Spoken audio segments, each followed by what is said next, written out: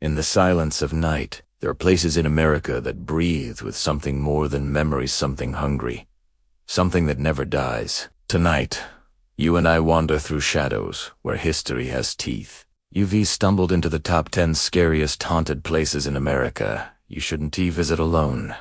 And already, I can feel the darkness shifting behind you. It begins with the Stanley Hotel in Colorado, an innocent facade of old wood and snowy mountains. Guests laugh nervously, but by midnight, the laughter dies. You hear it first. Footsteps in the empty hallway. A child giggling far too close to your door. The knob twists, though you locked it, and when you look through the peephole, no one waits outside. The walls themselves feel alive. They whisper Stephen King's nightmares, but they were whispering long before his pen found them. Down in the ballroom, a phantom piano plays itself in the dark.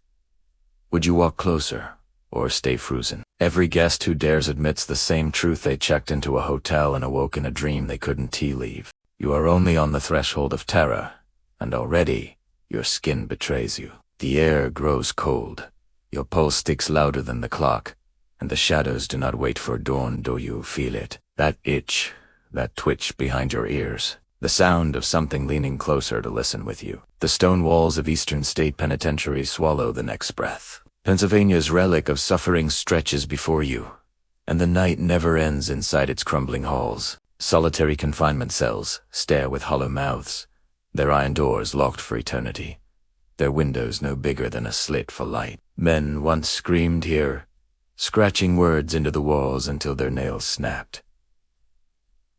Now, the walls answer. Guards, tourists, even skeptics admit to seeing dark figures sliding past in the corners of their eyes. Some freeze in terror at the sound of weeping, others at the sensation of invisible hands gripping their arms. If you stand still long enough, the prison sighs back at you, like an animal sniffing at your fear. A single bang echoes down the hall out. Sudden, final, and your heart leaps. You spin, but the hall is empty, its shadows untouched. What if that sound wasn't in front of you, but behind? The Queen Mary waits in the harbor of California, her steel belly forever haunted by the ocean's dead. Once a majestic liner, now a mausoleum afloat. Her rooms drip with tragedy. Doors slam without warning. Lights flicker, and wet footprints trail through dry halls.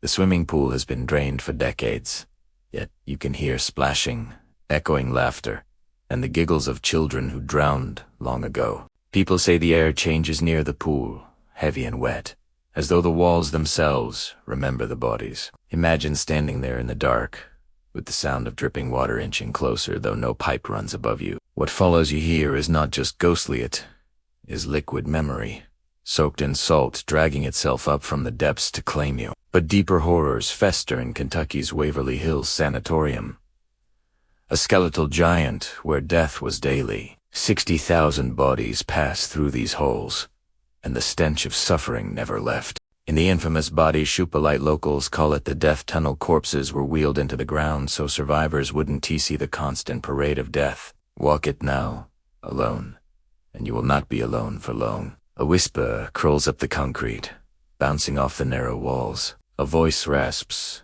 your name. Something cold brushes your fingers as though reaching from the past. Many say shadows chase you, here, long arms stretching further than shadows should.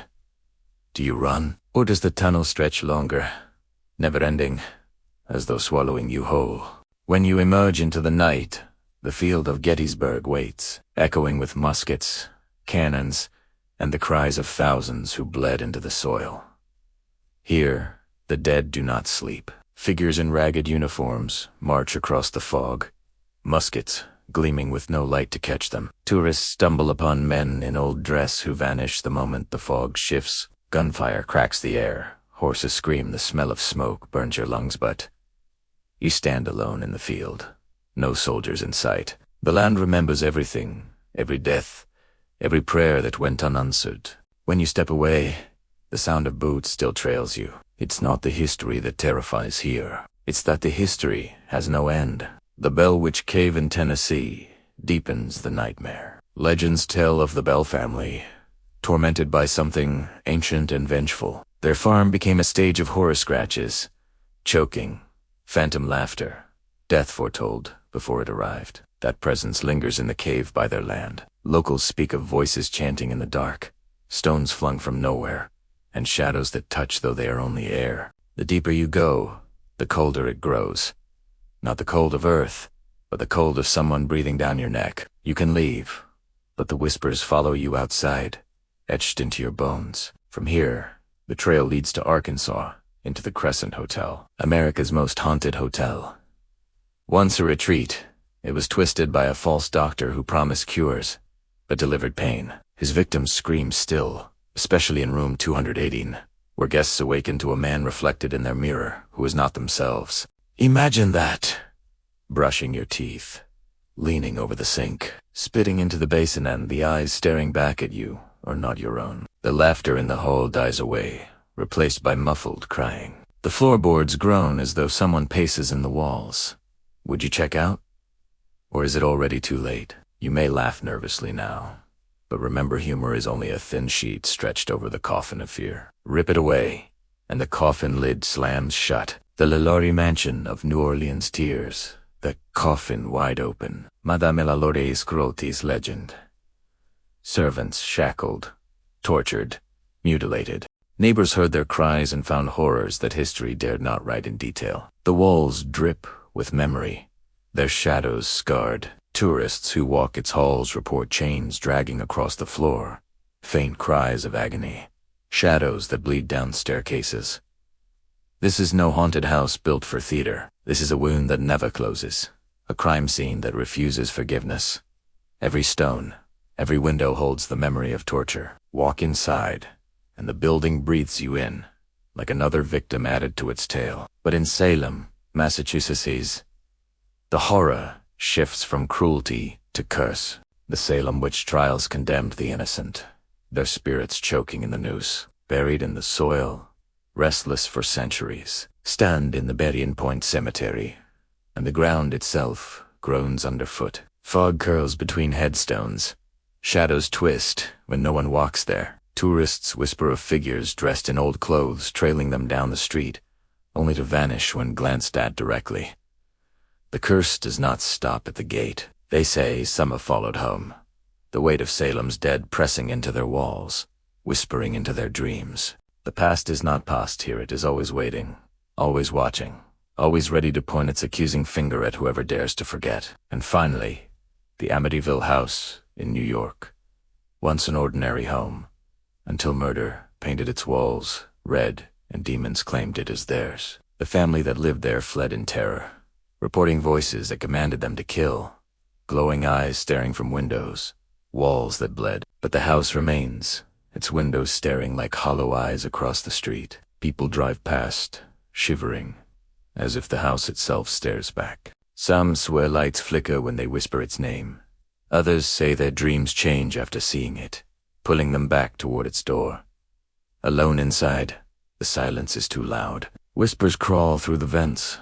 Doors slam though the air is still, and a voice hisses, "Get out." But you don't. You can't. The stairs seem endless. The hall stretches longer than it should, and the windows blink in the dark. This is not just a house. It is a mouth, open, waiting to swallow. You've survived the journey, from hotels to prisons, from tunnels to battlefields.